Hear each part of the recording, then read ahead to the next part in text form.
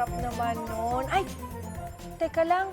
Miss Lee, nasan ba tayo napunta? Ba't tayo nandito? Hindi ko nga alam kung bakit na-transport tayo rito. Alam, parang nasa morgue yata tayo, Shai. OMG! Kung tingin mo, may kabaong pa, oh. At may patay pa. Oh my gosh! Who is this? OMG! Hello mga ka-worke. Oh. Ayun, sorry po kung nagulat kayo. Oh my Tinry ko lang po ataon. Okay ka mag-try ng ataula. Masaya.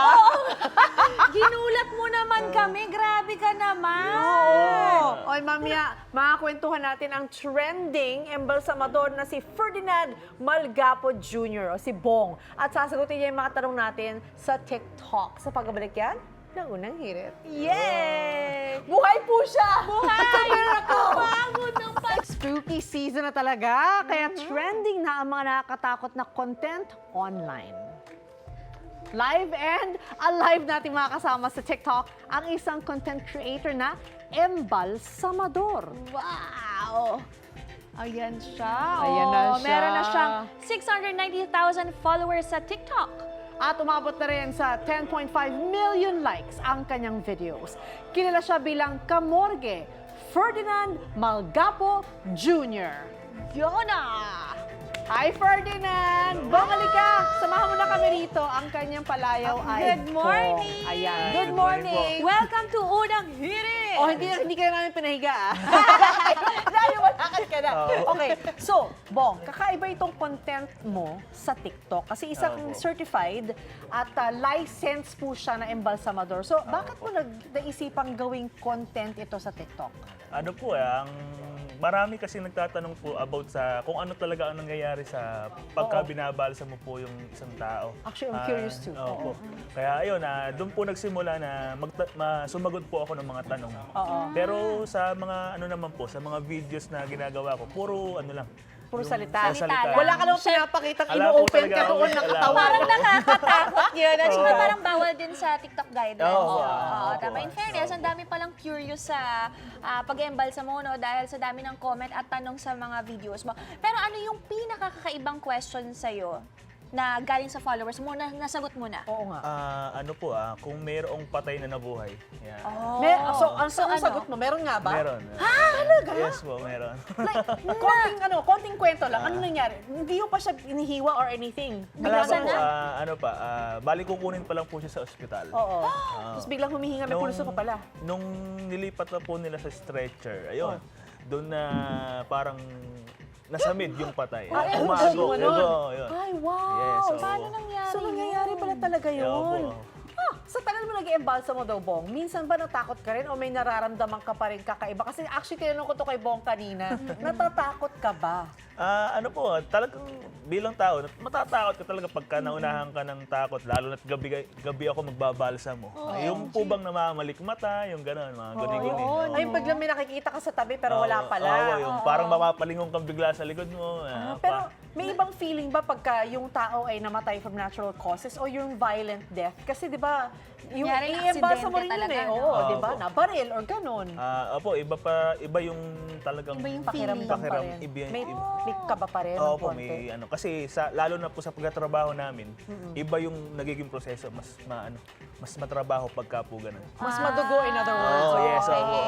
Ano naman yung memorable na karanasan mo sa pag-embalsa mo? Ano yun, ano po, siguro yung pinakaunang natakot ako dahil nawalan ng kuryente habang OMG! Sure ka Opo. ba na kuryente o Yes, pinatayan ka? Oo nga.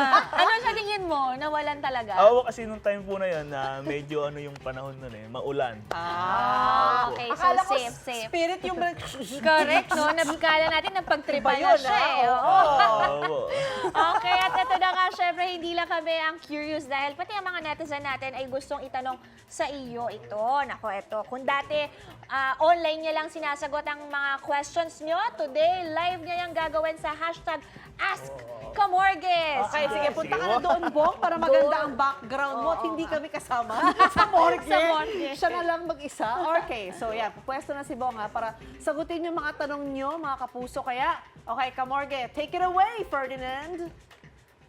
Okay. At ayun, sagot po tayo ng tanong mula kay John Sebastian Dizon. Pag sinabi ba imbalsa mo, dugo lang ba ang inaalis or pati naman loob din? Sinisira nyo ba yung rib cage? Ngayon, ayun, sagutin po natin. Ang sa karaniwang pagbabalsamo po, ang kinukuha lang po talaga dyan ay dugo. Wala pong tinatanggal na kahit anong internal organs. At ayun, kung sinisira po ba yung rib cage, sinisira po yon kapag autopsy na po ang ginagawa sa binabalsamo natin. At ayun, sana nasagot ko po yung tanong nyo. Muli, maraming salamat sa inyo mga kamorge. Okay. At ayun, sagutin po natin yung tanong ni Yesha Pat. Nagpaparamdam din po ba yung mga na-embalsam nyo po dyan sa workplace nyo po? At ayun, nangyari na po sa akin na yung mga binalsamo ko, nagpakita sa akin sa panaginip. Yan, nangyari po sa akin yan, na parang ang senaryo, may pupuntahan akong kainan, at yung kainan po na yun, madadaanan ko sementeryo. Nung time na dumaan ako sa sementeryo, bawat musileo, may nakita akong patay. At nung nakita ko yung mukha ng mga patay na yun, yun pala, yung mga mukha ng mga binalsamo ko. Ayan, yun po ang realidad na nangyari po sa akin. At yun, salamat po sa tanong ni Yesha Pat. At tanong po ni CJ Acosta Peneseba. Ilang days po ba or months na de-decompose ang isang patay na binalsamo? Sana mapansin po, thank you po. At ayun, pinakamatagal na po yung 2 days para ma-decompose po ang isang katawan ng patay. Dahil nagkakaroon na po ng hangin yung tiyan niya sa loob ng katawan, kaya lumalabas na po yung dugo sa ilong, sa bibig, sa tenga. At yung dugo po ngayon, ang pinaka number 1 cause para ma-decompose po ang isang patay.